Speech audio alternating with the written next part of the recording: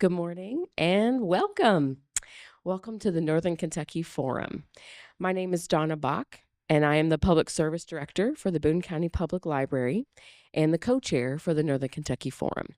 If you're just joining us, if this is one of your first events with the Forum, the Northern Kentucky Forum is a partnership between the Scripps Howard Center for Civic Engagement at NKU and the 3 Northern Kentucky County Libraries.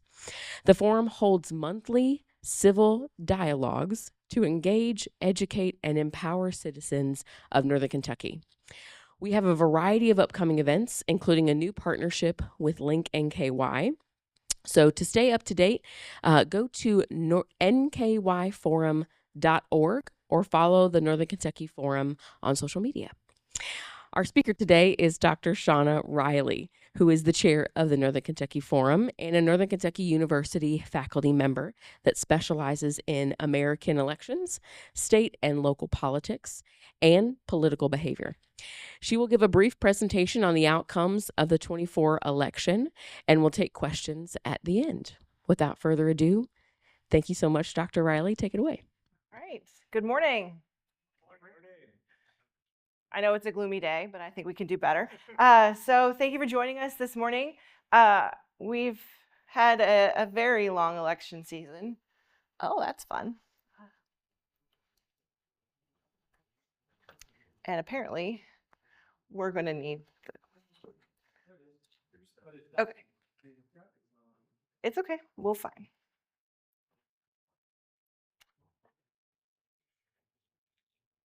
Try one more time. Technology for the birds.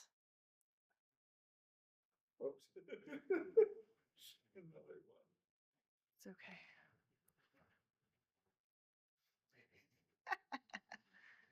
All right, if I could just find the mouse. Let's try again. It's going. It's interesting.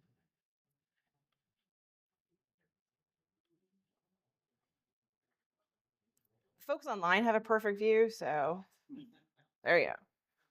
So our plan for this morning is we're going to talk a little bit about our election season. It's been a long one. Feels like it lasted forever. If I'm hopefully you'll agree with me on that one.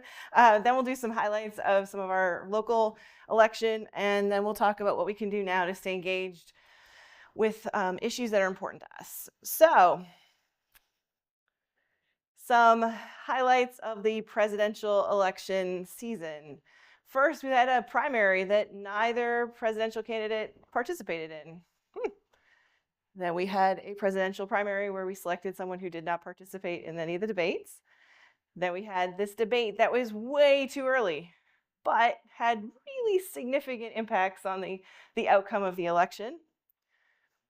Notable, Joe Biden's withdrawal, Harris's selection, the Zoom heard round the world, Veep stakes, if you will, where we heard a lot about Kentucky, the selection of Waltz, the DNC, another debate, and then here we go. So when we think about the turnout here, this is not as low as it's been in previous years, which is exciting, but not as high as 2020. So some positives and some negatives, both nationally and here in Kentucky. We did see folks who were more engaged, more interested in the process on both sides. That was a kind of an exciting part of our process. But when we think about who voted and how many, 158 million Americans countrywide, and then only 3.5 folks here in Kentucky. So I'll let you all think about that and the outcomes therein. So I'm sure we've all seen the results. This is not a surprise to us. For the most part, none of the states that we expected were going to go Democrat went Democrat. In fact, all of the states that were swing states went Republican, even those that were won by President Biden. All of the weird shaded districts or states are the ones that shifted from Democrat to Republican during this presidential season. So what do you think were the most important issues of our presidential system or our presidential election? What do you think was important? Yes. Inflation. Inflation. We heard a lot about inflation. Democracy. We heard a lot about democracy. Yes. Abortion. Immigration. And immigration. Okay. Top 4 things that we heard. Okay. So when thinking about those issues and the candidates and how they talked about them, would it surprise you to know that most people made up their decision to vote and which candidates within the last week prior to the election? 50% of Democrats and 50% of Republicans didn't make that choice until the week before. So it perhaps could have gone either way up until that moment, although I think perhaps that's a little over-exaggerated. But that shows us that that very long season from January till November that we all just sat through a quick highlights of, did it matter? That last week. What happened in that last week?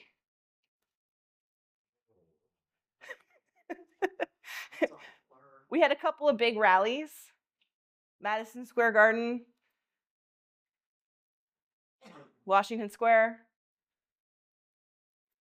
Last week. Interesting. All right.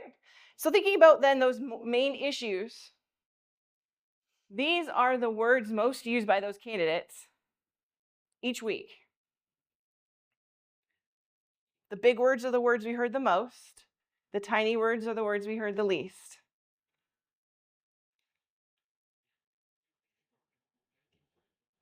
Are any of those issues that we all talked about here? Huh. So the candidates weren't talking about those issues. They were talking about the debate, deep stakes, the assassination attempt. Which, I mean, this assassination attempt was the first time since the 1970s that a presidential candidate has been attacked on the campaign trail. So a notable moment. And certainly Harris's doesn't go back as far because she wasn't the presidential candidate in June. But it's interesting to think about what the candidates were talking about and what we identified as the most important issues. Seemingly then, those issues. Here's a list from top to bottom in theory of the most important issues identified by folks when they were going to vote. The economy, inflation, certainly high. Democracy, certainly high. But Supreme Court picks, national security, terrorism, education, healthcare, yes. Where did this information come from? Is this after people voted, before people voted? How did this information come about here? This is from polling done in September, so that 1 week, September 16th to 18th. And polling means that they called them on the phone, talked to them in person. How did that happen? Unfortunately, we have not modernized our polling techniques, which also tells us a lot about the discussion we had earlier, or we still haven't modernized our techniques. So yes, they call folks at home. And some people answer, some people don't. More people than not don't answer. So yeah, that is the challenge with those polls that showed this was a horse race, and the media kept telling us that it was super important, that it was so close, it was so close. It did not look to be that close when we get the results. But maybe it was up till that last week. Anything surprise you here in terms of where those issues sort of line up? I guess to me it's interesting that transgender rights are at the bottom. Okay. So this surprise was that transgender rights was at the bottom of the list. Perhaps it's how it's phrased, transgender rights. Okay. Jim? You know, abortion is deep on the list, but women's rights is a more encompassing concept, and I think there was a daily abuse when it came to the way women were treated and discussed nationally. Okay. So maybe these terms don't necessarily match up with how we discuss things or how we talk about them in terms of like the terminology, but it does give us sort of an idea of, you know, folks' ideas and what was important to them going into their vote. The House results, we're still waiting on just a few to figure out the answer, but it does look like the Republicans will take the House. There was a few changes from Republican to Democrat and Democrat to Republican, but mostly consistent with a few changes. The Senate, of course, is where we saw the biggest shift to a full majority for the Republican Party, with 4 extra seats gained. So the Republicans will control the presidency, the House, and the Senate. So does that mean that all legislation that is proposed will go through sailingly quick?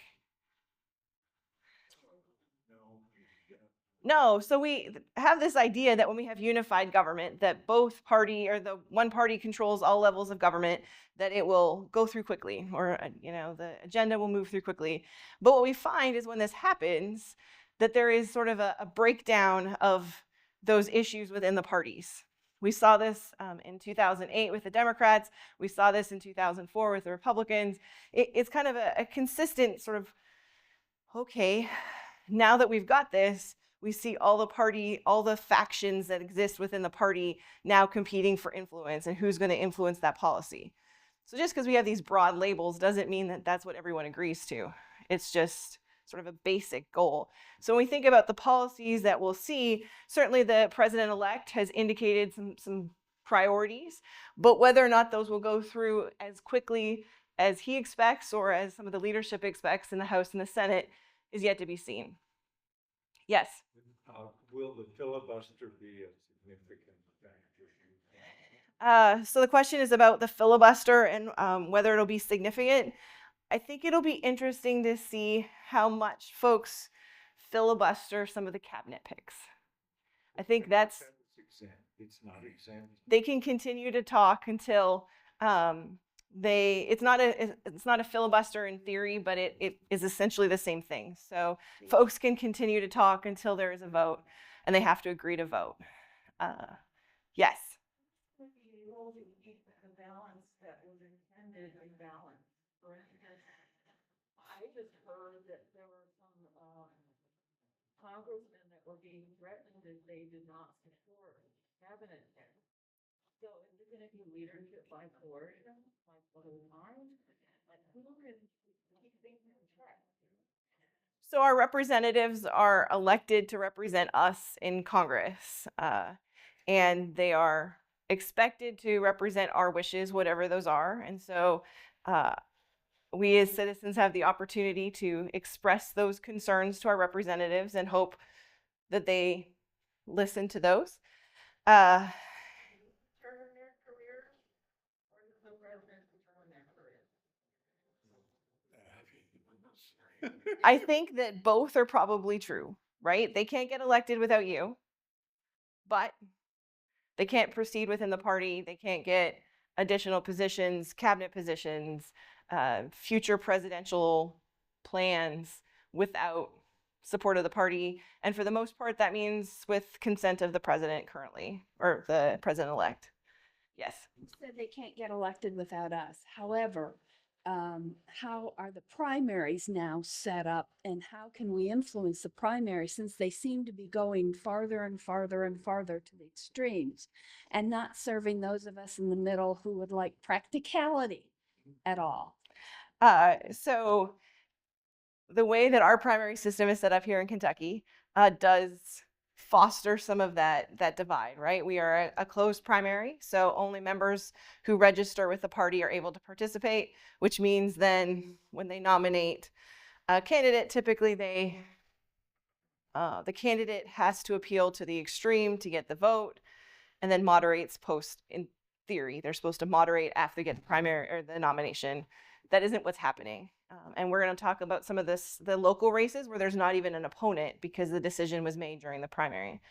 The challenge for moderates or for folks who live in Kentucky that are not Republican, because a lot of the seats are going to go Republican just from what we've seen, historically, is that you can't participate in the Republican primary unless you change your partisan identification, or if you identify as independent like myself, you can't participate in the primary whatsoever. And so we're missing a lot of those votes. And so the choice is to change your party, which for some people is a massive philosophical problem, one way or the other, right? To like, well, I'm going to sign up with the other party just to say something, but then I identified with that party at some point in my history, and people don't love that, which I understand. I personally don't love either party, so I'm in the middle. But and I think that's the challenge with our system and the primary process. And what we've seen historically is that people moderated after the primary, and that's not happening anymore. And sometimes they are more extreme because they don't need to worry about those other votes, that the party is going to turn out for them. So are we totally hijacking your talk here? It's your talk. I have things, but it's your hour. You good? How could we look into what like Alaska just passed and was upheld? I was gonna say, and then there's the court. Yes, but it was upheld. So there are lots of ways to run elections. We've seen. Maybe explain one bit. Sure. So we've looked at different electoral systems, and I have to be honest. Did they go with instant runoff? They went when weighted. Weighted. Okay. So when we think about sort of different ways of electing folks, I know the league has been looking at different ways to suggest this. When we think about ways that we can change our system, and that is certainly a question that folks have, but typically we have it after an election where we didn't like the results. Not to offend, but that's typically when we have these conversations, and then it becomes a partisan issue. But that said, my apologies. Nonetheless, when we think about sort of how elections can be run, we can do weighted primaries where you get a percentage of the vote, and then you get a percentage of the seats in the House, or you get a percent of this. You can rate your candidates. So you can do 1, 2, 3. And if your first person isn't in there, your vote transfers to your second preference. And if they're not in anymore, then it goes to the third preference. Now, I would argue that we have some challenges counting simple yes and no, right? And so when we add some of these layers of complexity, it gets a little confusing for the average voter, but it doesn't mean we shouldn't do something because it's hard. It's just convoluted. Yes? My objection is that presidential primary is done before Kentucky does, or a lot of states. Yes, basically Super Tuesday kind of tells folks. So the question was asked about that the primary is set up that by the time it gets to Kentucky or other states, it doesn't matter anymore. Well, there have been two arguments about why you should change to a 50 state at one time. The problem is that those smaller candidates that may be viable don't necessarily get the fundraising up front. Now, I don't know that it should always be Iowa. Iowa does. They have it in their constitution that they have to move it up 2 weeks before any other person. So like if we move ours to January, they'll move theirs to December. The election season's already long enough. But nonetheless, whoever starts creates momentum for the candidate, or demomentum, if that's the word. A candidate either succeeds or doesn't succeed in those tiny races up front, and then they build momentum to go into those other races, which includes fundraising. Now, we've seen candidates try and avoid that. When Rudy Giuliani ran for president in 2000, I think that was right, some time back then, he decided to skip Iowa and New Hampshire and went right to Florida. By the time he got to Florida, nobody cared about Rudy Giuliani. I mean, maybe they didn't anyways, but he certainly cut himself off at the pass by doing that. And so candidates have tried to circumvent the process. It hasn't worked well for them. But yeah, the argument of, well, why should we care? Or in 2008, when Puerto Rico and Guam mattered more because the Democrats were still fighting it out. It's kind of an interesting, like, you make your choices and then, we're at the end and ooh, interesting. It doesn't usually happen that way, you're right. But it was kind of an interesting experiment. I think that year Michigan had moved theirs early to like be a larger say. And then the Democrats said that, that's fine. We're not going to give you as many delegates until you fall in line. They backtrack on that anyways, but it was a good threat. Interesting threat. This is fun. I haven't been in a classroom in a while, so this is like more interactive than lovely. Thank you. Oh, we had a couple of gubernatorial races in the US as well. Kentucky, of course, did not. But we did see just a few changes. But we now have more Republican governors than Democratic governors. That seems to be a theme for all of the slides, so we'll just sort of preface it with, yep. The Kentucky House did not change. We had elections for everybody, and it looks exactly the same as it did 2 years ago, so good exercise. We're going to talk about a couple of races in a minute, or well, probably more than a minute, that looks at how redistricting impacted the vote in those 2 districts here in Northern Kentucky, and see how perhaps we were trying to see a different outcome here in Northern Kentucky specifically, perhaps removing our 1 blue seat, but also thinking about what that would have done just for an even larger majority for the Republican Party. And then, of course, our Senate, not everyone ran. There was only 13 seats, I believe, that were open, and they all remained unchanged.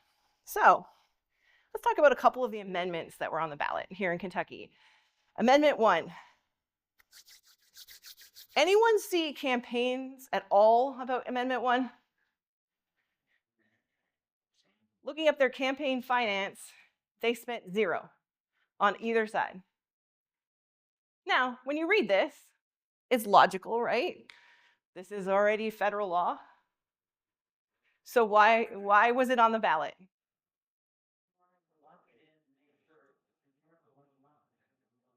Okay, so they wanted to lock it in and make sure that, like, even if federal law changed, sure, okay.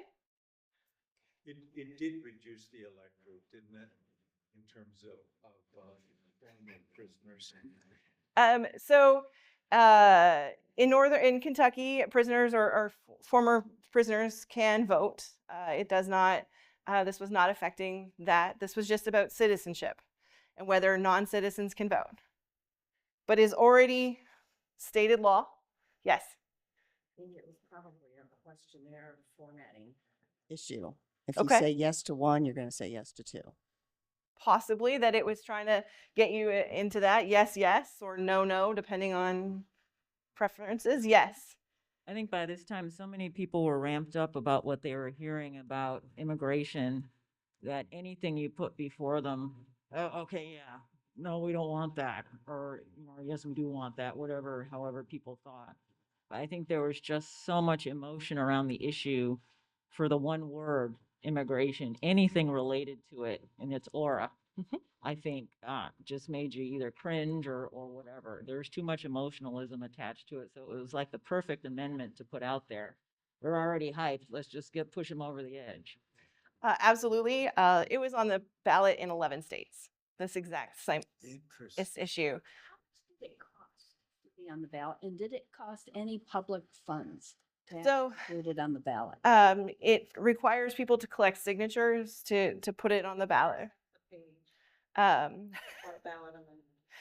then You have to expand the ballot. And you have to expand the ballot to fit it all on. And our ballot was still 1 page. pay for all of us. Because I read the existing language and then read the proposal and thought, what the heck? It was, it was done for political. I will argue that, and whatever side you may have been on this in 2004, the gay marriage initiatives that were put on the ballot in 2004 were done to drive turnout. People may not have been excited about George W. Bush, but they came to vote against gay marriage. And while they were there, they voted for president. And that's how Bush got his 2nd term. My apologies. And so when we think about that type of use of ballot measures and driving this, now that only works if there's a campaign. And if there was no campaign around this, then nobody in Kentucky knew it was happening until they showed up for the most part, unless they previewed it and were like, oh, this is interesting. What does this mean? And usually it wasn't this line that actually, because if you read the whole thing, a lot of folks got caught up in the idiocy component rather than the actual non-citizen part. They didn't even read like, oh, okay.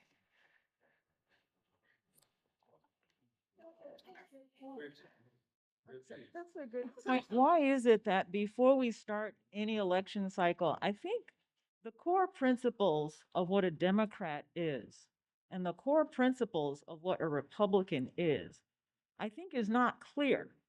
It's not because your mom and dad were Republicans, so yes, I am too.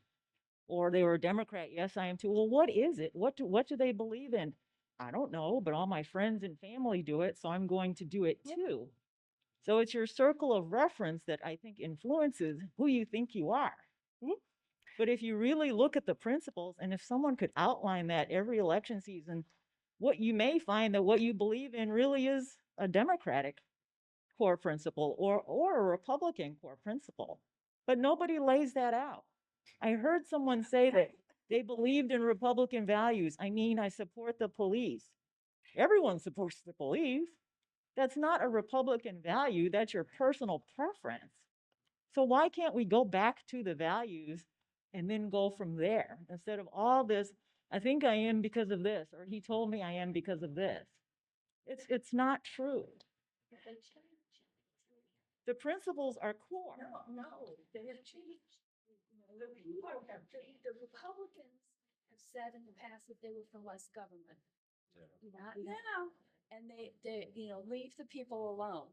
Well, except for in your bedroom and so they have changed. And within parties changed. And within the parties, there's so much fragmentation that when you've got this, it's like a bathtub of water, whether it's sloshing this way or sloshing that way. And the same thing with the Democrats. So You can't say that it's square today because, or it's triangular tomorrow. This is a circle. The core principles are core. Well, if I could bring it back. So thinking a little bit about just the progression of parties from the sort of emergence of the Democrats and the Republicans, certainly they've changed over time. And each election cycle, they put out a platform and we get to decide. Now, if we use a cue, such as a partisan identification that says, okay, this is a Republican, I generally know what a Republican is and I like that, or this is a Democrat and I generally know what that means. That is how someone makes a choice that consistent with their sort of person. However, there are other folks who say, well, that's fine, but I want to know this, or I want to know their position on police funding, or I want to know their position on abortion. That seems to be the one that for everybody sort of a litmus test. We want to know their positions on that one thing because that's the most important thing to us. Those are sort of your more knowledgeable voters, or those who are more dedicated to that one issue. But for most folks, they do use that cue to make it easy for them. They kind of have a rough idea. And that doesn't mean that the person they elect represents all of it. But for them, it's a low cost. And I can tell that you all are much more engaged in that. So you might have different perspectives on that value and how much it matters to you. But when we think about the average voter, they aren't putting the same kind of effort in. And so they use those cues to make it easier to vote.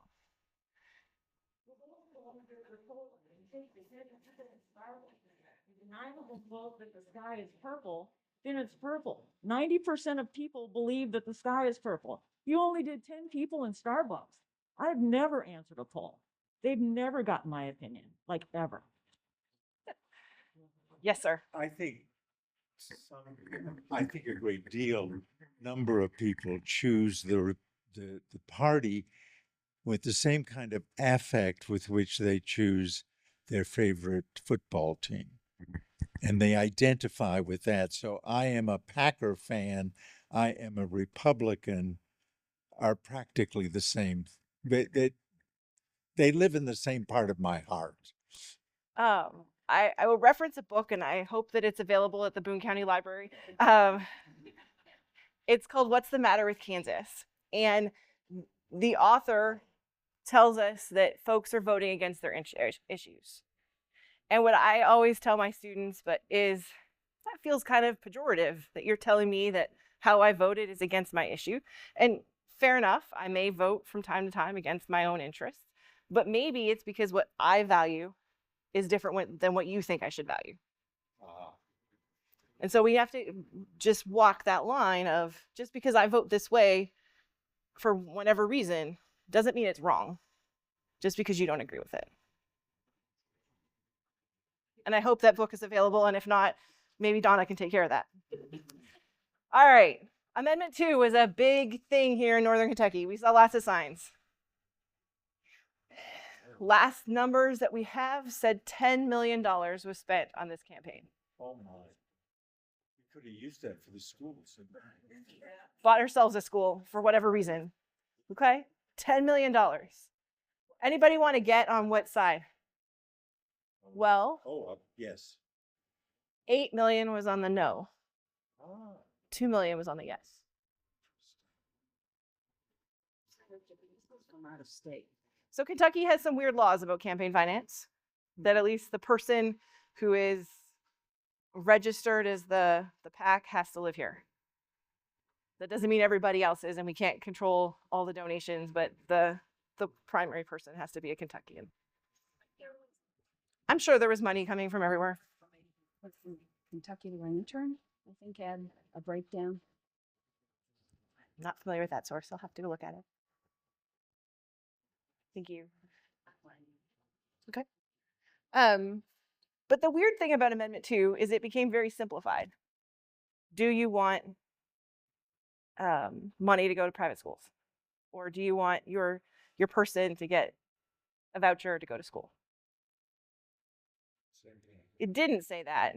It got very convoluted. Perhaps if they had been more narrow in the language. I like to study the ballot language. That's always my favorite part of elections. I know, nerd, but fine.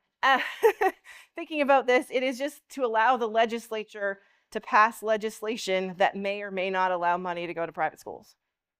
That was what the ballot question was about. Now, County breakdown? I'm sorry?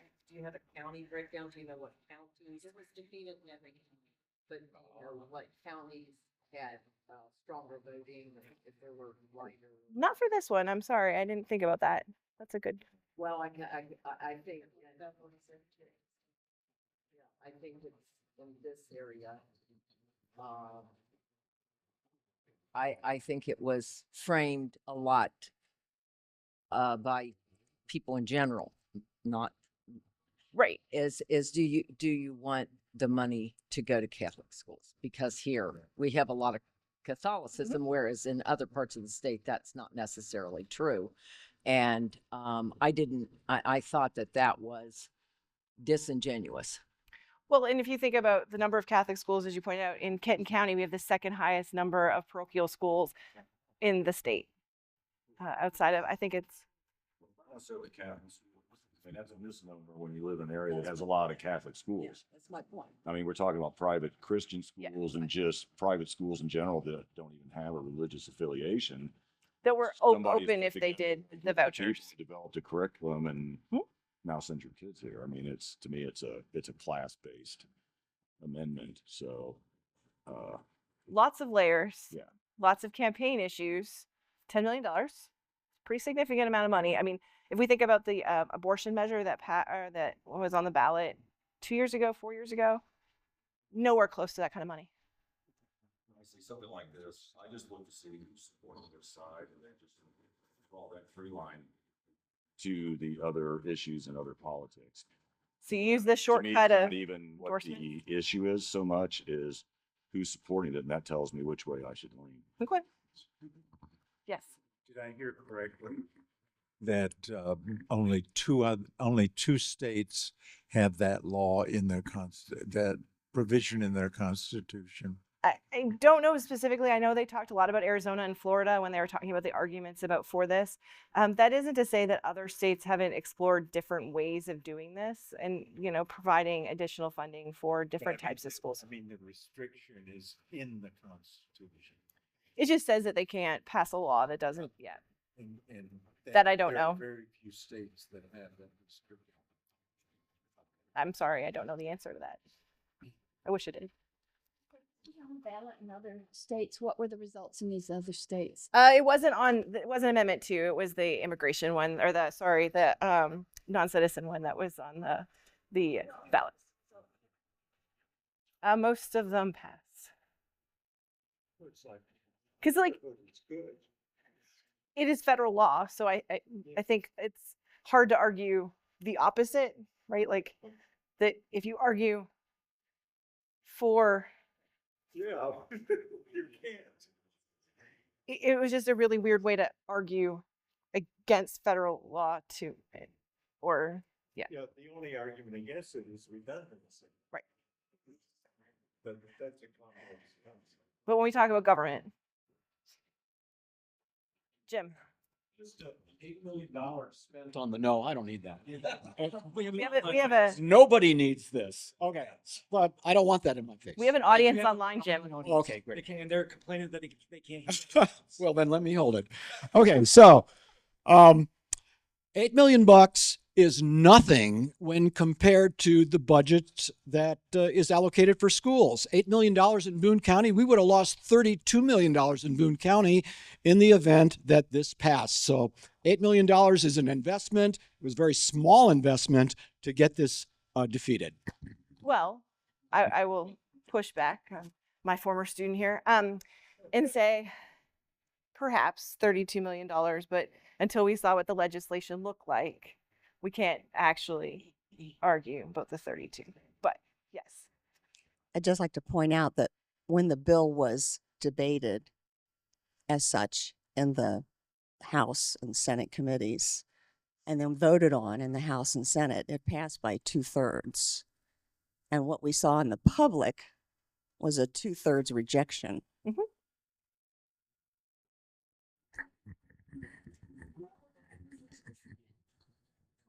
People, when the citizenry votes directly and when our representatives act. Well, I think this goes back to the earlier conversation about when you elect somebody, do you know how they stood on this? Right. I mean, that it just requires an extra layer of research or knowledge about our candidates, about how they stood on this or how they voted on this. Yes. Is there any data as to why people who voted yes, why they voted that way? Has anyone polled that? From when I looked at polling around Amendment 2, there wasn't very much. And when we do polling statewide, our numbers are even smaller than they are nationally. So they are more statistically challenging. How's that for saying it's not necessarily very telling or representative? I think someone might be interested to know that a lot of people just think the schools are failing, and $32 million out of their budget may get them to figure out why they're failing. Maybe.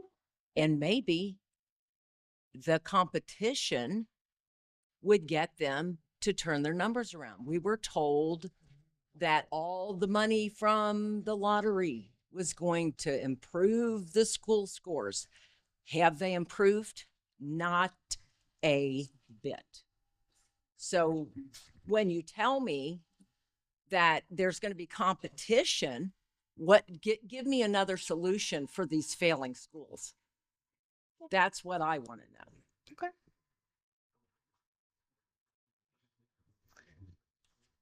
My next slide looks at the Covington mayoral structure. It was a local issue here in Covington where they changed how government is structured starting in January. This will take effect slowly. It's not like an instant moment.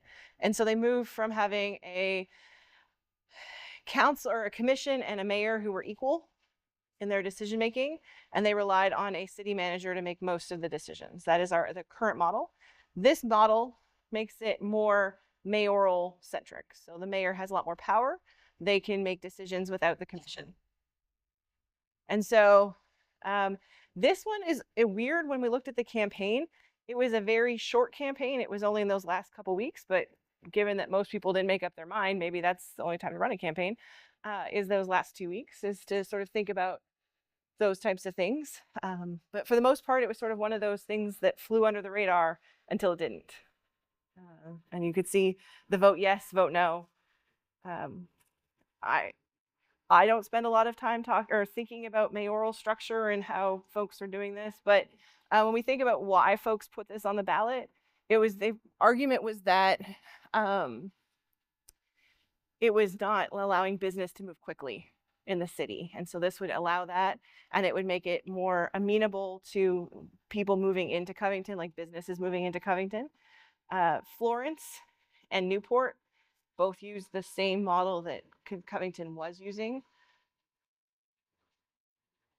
So maybe they'll change it, maybe they won't, following Covington, but Covington was the only city in Kenton County that was using it. So they were unique, and they weren't in this. But nonetheless, just thinking about sort of how these actual changes that we vote on, not very many people voted on this. 10,000 people voted yes. And that's going to change the government structure and who makes decisions within the city. Now, medical cannabis has been a pretty big issue here. We saw that it was passed statewide, and each jurisdiction has the ability to decide if they're going to allow medical cannabis within them. And the cities in the Northern Kentucky region chose 3 different ways of approaching this. Some, the city council decided yes. Some, the city council decided no. And some decided, we'll let the voters decide. Now you'll notice every city under the ballot is green because every single one voted yes to allow it. Actually, everybody in Kentucky who was voting on this voted yes.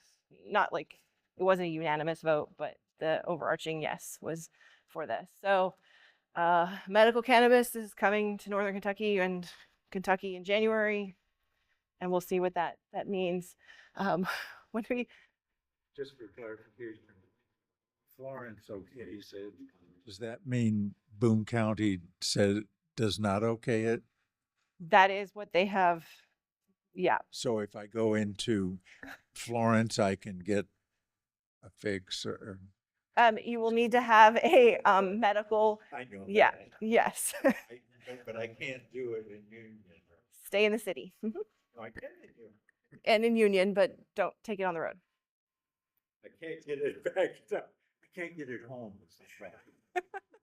We have somebody online, I assume, or Donna. I actually do have this question though, but in that instance, both Union and Florence are in Boone County. So is that how it would play out, that in the city, lines it's allowed, but in unincorporated Boone County it's not? Or, what does that look like? That's how it's supposed to play out. Enforcement's a different issue. And we'll leave that up to the folks to enforce as they see fit. We also there's federal laws and there's state laws. There's a lot of laws that sort of supersede some of this. And so state politics is fun. You just go, it depends. Is medical cannabis allowed federally now? I haven't. Marijuana is a Schedule 1. Okay, so if the feds come after me, even if I'm in Florence, they can arrest me. This is a murky area of state law. Yep, it is a yeah. And then this is medicinal. When we talked to students on Monday, they were like, "But what about recreational? When are we going there?" And I was like, talk to your state legislator. Yeah. The most amazing thing about this slide is that usually cannabis puts you on the couch, but in this case, they actually got people off the couch. I think that's amazing. Talking about enforcement, law enforcement has spoken very clearly that they do not have the technology to assess you know, The difference. being over the border, not- being intoxicated Oh. from cannabis. And there, I'm- in some area in Colorado has had issues with driving while impaired. Yeah. We may be other ways around that to be able to look at what's happening with the cannabis. So, yes, there are lots of implications of legalizing any narcotic or any sort of drugs. We certainly saw this with the opioid crisis, right? Like it's not just, you know, use, it's misuse of these things, and then the implications therein. So driving, what does that do to our traffic? What does that do to, you know, disorderly conduct, those types of things. People are going to be sharing, you know, and there's no way to put a limit on like people sharing with people who are not prescribed on it. And then, you know, it's rough enough out there driving. It's really going to be hellacious. We don't need the snow for that. Yes. Another aspect that I ran into years ago when I was working, but when cannabis started becoming legal in states, the company I worked for was based in California where cannabis was legal, but yet we were hiring in Kentucky and Ohio as a manager. So we were drug testing for cannabis for a company that actually where cannabis was legal. So we had half our employee base could be drug tested, the other half couldn't, and that caused a lot of issues. Interesting. Yes. I was gonna talk about that exact thing. I know, yeah, I know. No, I'm pointing out how important your point is. I know in Cincinnati, that's what in Ohio, that's what they've been grappling with. Okay, well, if we make this legal, what are we going to do about the workplace? Because we have no way, as she pointed out, you know, to really decide whether someone running a crane, you know, is impaired or not. I mean, My thinking, what we handle is if you're impaired on the job, you're impaired on the job, whether it's marijuana or it's alcohol or opioid or anything else. So it really kind of just separates workplace and private life, which I think there should be just that separation anyway. But how do you count that? Because if you Yeah, I mean, it would have a week ago, and now a week later he has an accident, it's still going to show up on a test, but he may not have been impaired. That is the question. So that's some damn powerful weed. Right. Yeah. no, it's good stuff. It'll show up in your blood. It shows up in your blood for what it's. Yeah, I'm no, going you're to right. say Yeah, 30 right. days. Yeah. Or you're Yeah, you don't know when. It's like poppy seeds and Right. pregnant women having their test. Exactly. And all of a sudden their kids are threatened. Sure. So it shows up even though it wasn't used as a drug Exactly. And or an impaired level. You know, parent at that. It doesn't take much. So then what, you know, the company may be getting sued and workman's comp and all those issues, which, I think people who sign the back of a check have different reasoning for thinking about or about voting for this than people who sign the front of the check. Interesting. Now, since we were concerned about union, we have a great slide on union. Maybe you read an article this week which talked about that some precincts in Union may have received an incomplete ballot. That there were 2 races left off. One is the medical cannabis, but also the city commissioner. And the reason this matters is because there weren't that many votes difference between our city commissioners. And there's only one that doesn't get elected of that list. And so there's been a lot of challenges in the system to like, okay, so if these people didn't get the ballot, what's our recourse? How do we get everyone's vote, which already voted? Do we bring those folks back? Probably they're not going to show up. And then like, you get this. Anyhow, so there's been an official recount filed, but they can only recount the ballots that exist. They can't surmise what somebody might have voted if they had gotten the ballot. And all of the ballots in Kentucky had to be certified last Friday. So this is done. Although certainly there's still some concerns about this with our folks who are still thinking about commission. Yes. Do they know how many ballots actually were had those issues where those issues were left off? So I don't believe it was everybody at precincts 1 and 4, but it was some of the ballots at 1 and 4. So you can go back and like look at each ballot if you didn't cast a vote for them. But does that because you didn't cast a vote for that commission? Like, we don't always vote all the way down. So there's also those problems that appear. But it's an interesting dilemma. How do we handle this when it's that close? And some folks may have not had the opportunity to vote.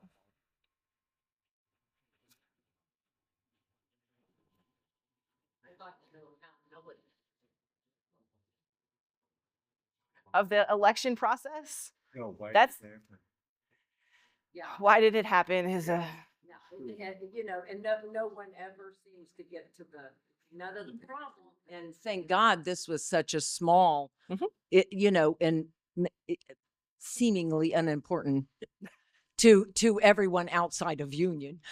but you can see what if this had happened in you know, at a higher level or at you know, a broader base, and no one's ever seems to be held accountable in situations like this. it's hard to go back, right? Like to fix an election recount, because then, well, you're just doing that because I lost, or you're just doing that because I won. And there are always some challenges we find after an election, that there have been some issues. My favorite, and maybe it's not my favorite, but in 2000, so we provide ballots in translated languages from time to time. And in New York, the Cantonese ballot had switched the party identification of the president. Oh. So it was Al Gore Republican and George Bush Democrat. How do you count those votes? I mean, it's not a large number, but it's a kind of a serious, especially if all I know is party and I'm going to vote this. And I get there, I'm like, oh, what? Reading up and down. If you see that there's a mistake, you stop. You take a step back. You invite them back in to vote and say, there's been a mistake. We have to do this over. You don't keep going and run the train off the track. Or perhaps we proofread the ballot before we give it to folks. Like, there's lots of things that, you know, there's processes in place. I'm sure we've all looked at something and like, perfect, right? My slides were perfect until they weren't. You know, like we all think, and so, you know, human error is part of the process. But yes, somebody should have said, oh, by the way, this is, are you sure? But if I don't read Cantonese, I wouldn't be able to even address that. And this, if they did it after the fact. It wasn't like they stood up and said, Do we know what the number? you can't, because we don't count ballots by the form they were given. We don't say, well, the folks who got the Cantonese ballot voted this way, and So what happened in that? Nothing? you voted for the candidate. That's, But I mean, the outcome when this was discovered, how do you change? it's rolled. How do you change it? Yeah, well, I mean, you know, once again, you can't fix the problem, but you can make heads roll. Problem with the government, no accountability. And you know, probably the next election cycle, That somebody checked. that person was still in a job. Maybe. this is a great example of why you should have early voting. That way you find this out and you have a way Someone to to practice. change it. Okay. Yes. Well, it didn't fix it in that case. In this case, it didn't fix it. But yeah. Yes, one more, and then we will. I just have, so it seems like things are kind of changing. And are there resources like here at the library or whatever, if we're switching from like democracy to a dictatorship, are there resources for how to live safely in a dictatorship? That's a great question. Donna, do you have resources on That is a reference question that we can do some research for you and help point you to some resources.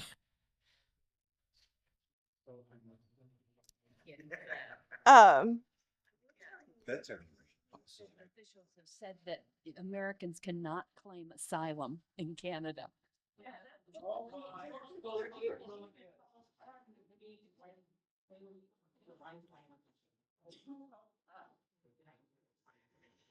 We do. Territory, and we do not see rights, and we do not see the flag. You know, it's us. it is NA. Yeah. Cool. Let's talk about two special districts. Special in that they had some significant redistricting between 2022 and 2024. So you can see District 67. This is NKU's district, so this is one reason why I was paying attention, but also because the news called and asked a question about it. I didn't know. Yeah. But when you think about the district and how it's changed, you can see that the lines change from time to time. And when we think about districts, there are a lot of reasons we district in the way we do. Districts should probably have some commonalities in terms of their interests that are represented then by the person that they elect. And so, yes, we saw a big change from including Silver Grove and Morning View to including more southern parts of Campbell County in this district. It was potentially designed to reduce some of the democratic power that this district had, given the overarching breakdown of Northern Kentucky and also Kentucky.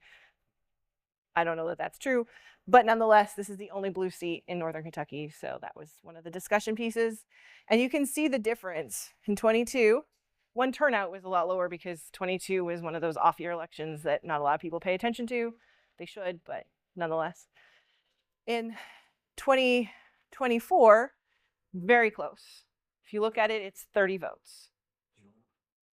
Now, one difference that is not accounted for this is that there's also no incumbent in 24. So the incumbent decided not to run. And so that makes a difference, that it's a free seat that anyone could run for. And so I think some of that is also responsible for those numbers. It's not necessarily just the redistricting, but something to think about when we redistrict and the impact it can have on the representation of this area. I have another one. District 65 also changed. This is a safe Republican seat. What changed about it? Doesn't have Ludlow, doesn't have the riverfront. It goes more into southern parts. More rural, almost to Independence, if not Independence. Cuts Covington in pieces. Although so does the road. There's weird pieces of Covington that stick out in the middle. It's not necessarily super continuous. And I assume this was made by the Democrats? No. Kidding. This is made by an independent state independent is a hard way to phrase it, but in our legislative system, it's not necessarily a partisan, it's bipartisan. But They need to learn geometry. So the argument could be made that you just draw a box around 1,600 people. But when we think about voting and those issues that are important to us, do you think that all of our neighbors have the same priorities? What if, I'm not going to jump on the stage because I won't make it, but we think about sort of some of those portions, do they have different priorities than others? Oh, yeah. What's the point of your question? That different places have different priorities? So what's the goal of the district in the context of your question? So when we think about how to draw those districts, we look at the context. We look at voting patterns. We look at where people work. We look at where they go to school, what the demographics are. All of that's taken into consideration when drawing a district to make it sort of a holistic picture, generally speaking, of the demographics of that district. It's not necessarily, although this does occasionally happen, where you go down a back alley and you cut one neighborhood off. So like these folks have this. We could try to include whole neighborhoods so that like you shared values of the neighborhood. Everybody in this neighborhood is concerned about their road, hopefully, if they went to school or work this morning. But those types of things are, you know, what are your shared priorities that you can find in that district to elect somebody? Now, we draw them poorly from time to time and split those interests. But when we think about just drawing them with a computer, put 1,600 people in this district or 1,200 in that, hope for the best. We want some human interaction, although all humans have bias. I'm still struggling with the definition of district, because it seems to me you want to have those opposing views, and that's what the whole idea of the election is. Oh, certainly Isolate. different views, different perspectives on an issue, but we all have a unified issue in making sure that this road out here is safe so that folks here in Union and Burlington can get to work, or we can draw businesses in, or we can, you know, support our workers, those types of things. Those are our shared interests. So when taking your road example, when I see what was done in 2023 and you have clear in the south down there in Independence somewhere, they don't care about that road that's up on the north side of Covington. So the district, to me, in your example, should be that geographical box. Well, we have 10 years till the next time. Write your representative. Karen. So, in the state of Kentucky, legislative district lines for the House, Senate, and for the House and for the Senate are drawn by legislative leadership. The majority party, and it's gone both ways, they go in a room, they have some basic criteria they follow, but they also have a breakdown by precinct of voter registration, party registration. So when they draw lines as elected officials, they are choosing their voters by party registration. And both parties do it. They're both bad actors. They want power. And the way to do that is to elect as many representatives and senators of their party as possible. It's happening across the country in all different states. As long as party registration and partisanship is part of the process, we will see districts like this. And the courts have ruled that partisan gerrymandering is acceptable. Racial gerrymandering is unacceptable. Yes. So there's a mapping program out called What Three Words, and it breaks down into little squares. I forgot how big it is. It's maybe 6 meters or something like that.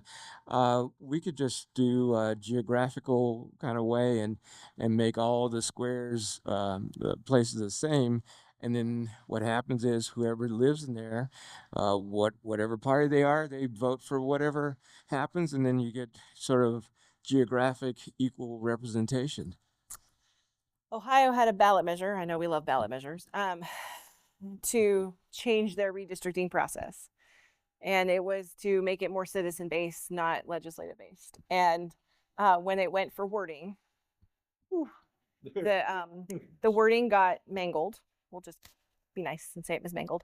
And the wording was so convoluted that both sides argued that they were trying to get rid of gerrymandering. The yes and the no vote, because the question was nowhere close to what it was actually about. And so when even they tried to change things, it failed. Not surprising, although the court basically said even if it didn't, they would. So. Do all remember the book, everything I ever learned, I learned in kindergarten or whatever it was. to me, this is an example of where the politicians do not want this problem solved. Oh, no. And because you know, let's go back to how we did as kids. You divide, I pick. That's all they have to do.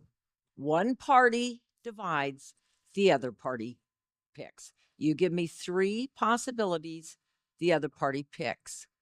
Now, why in the world couldn't they do that? And because you would have to do as good a job as possible 3 different ways for that to be done. This is why. Yeah. Well, but it turns the other way. Oh, yeah. It turns the other way. Turns the other way. All right. Well, I know we are coming up on our time, and you can certainly keep asking questions, but I will wrap up my part. So we think about now what? So of course, like, we're a community. We all showed up this morning because we care about our communities and want a voice. And so thinking about, you know, what's next for us, you can advocate for the issues that are important to you. Even if your party was elected or not elected, they're not going to follow all of the things that you want them to do. So this is a great opportunity for you to advocate for your issues, your interests, your people. We can still be active citizens beyond elections. We can come to public conversations. Very lovely conversation this morning. But we can also do joining groups. There are folks who have political groups that are in the room. You might be interested that you can join and advocate for those issues together, or at least have commonalities with folks and find those togetherness moments. And of course, civic engagement is more than just voting. It's talking to our neighbors. It's learning what's going on in our world, knowing that the street gets, I'm just picking on the street because I can see it, gets backed up and then nobody can go to work and all those things. So we need different ways to get around things. Knowing those things makes us a stronger community. So with that, thank you. And if there's any other questions, yes. Take me back to the national level. Sure. Which I guess is probably on a lot of people's minds right now. I just seen something that constitutional theory suggests that the House with Mike Johnson might be able to adjourn Congress and allow recess appointments. Is that, I haven't run across that constitutional theory before. What are they doing and what's the likelihood of that? So you're stretching my remembrance of, I don't know that the House can adjourn the Senate, but they might be. I'm sorry, I don't know that off the top of my head. The majority leader in the Senate has said there will not be recess appointments and that there will be real confirmation processes. That said, even if there is a recess appointment, they still have to be confirmed. It's not that it's you're there anyways. And the majority leader has indicated that there will be a full. Now, the cabinet is a large number of folks, and not just the cabinet has to be confirmed, a lot of the senior administrators. So we saw a recent appointment for, or nomination for Medicare and Medicaid. But thinking about all of those places, all those folks have to be confirmed. And I think they were talking about one of the administrations put through 1,100 nominations. Oh my. So it's just not 6. There's a lot of folks that will have to be confirmed and they have to be vetted or not vetted accordingly. And typically what has happened within the cabinet is it goes to committee. So the appropriate committee for that cabinet position meets, they do the investigation or vetting or what have you, and then they make a recommendation to the Senate. Since 1945, only one that was recommended by committee has failed. So typically, once it comes out of committee, that's the nominee. But there's also lots of voting things that Democrats can do, Republicans can do to keep that vote from happening. But 1,100, I'm not saying that that's how many there will be, but 1,100 nominees is a lot of folks to get through. And some of that's operation of government. guess the question is how much damage those recess appointments do before their confirmation actually comes up. Because assuming if they're a recess appointment, they're going to be going to work and doing things, which may or may not be good things, until such time as they're confirmed or not confirmed. Yeah. The end of legislative term. It could be a while. Check on that too, because I think you're right. I think if the House goes out, there's a time period that the Senate can remain. But then there's a point after which I think if the president can recess the Senate. It's not immediate, but and I don't remember the specifics of the time frame, but look it up. It's been a few years since. Johnson was a wily person, so I have a big question and there, you can only, no, a broad question, I should say, and we can only speculate. But I'm looking at the map turning redder and redder. And my question is, what would have happened? Would that have happened if Kevin McCarthy or someone like him were at the top of the ticket instead of such a charismatic figure as Trump? I mean, how much I don't did know. Trump influence all of the elections? Well, I think you have to also consider the infrastructure behind Trump. Trump's the vehicle, but you've got Christian nationalism behind him that is, targeted local elections, representative states, governors, whatever. That I mean, minus Trump. Trump is operating through those groups, don't you? Oh yeah, I mean they were operating through Trump.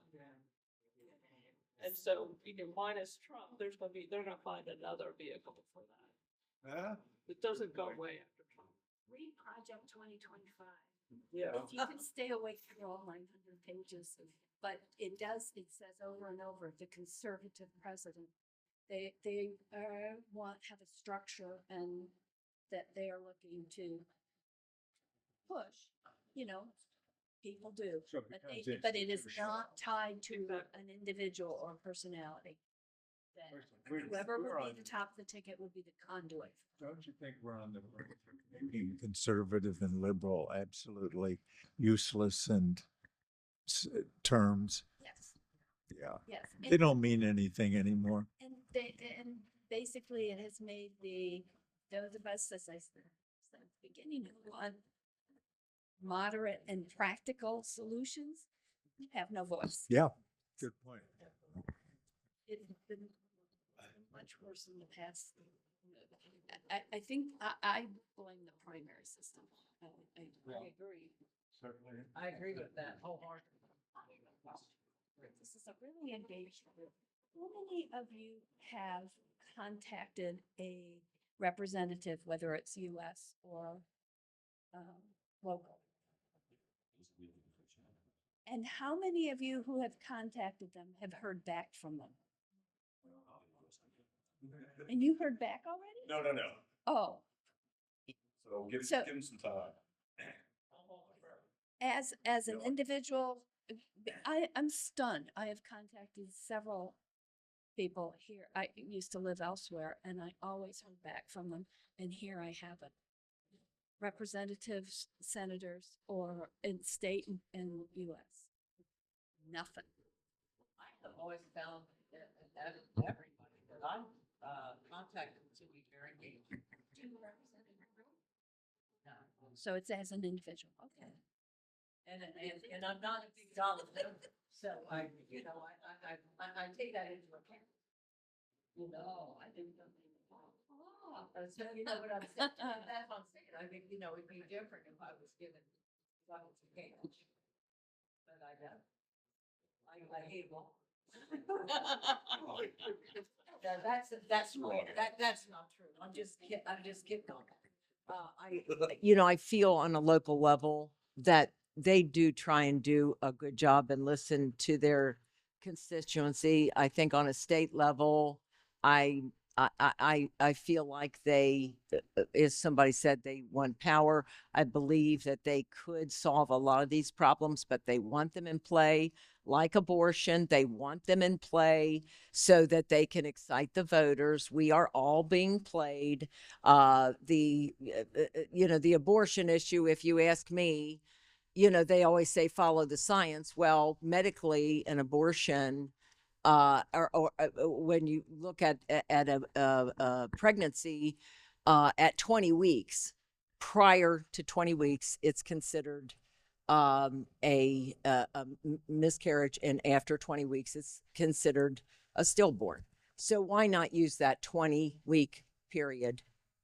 I know you're not going to get everybody on that page. But you're never going to. You're never going to.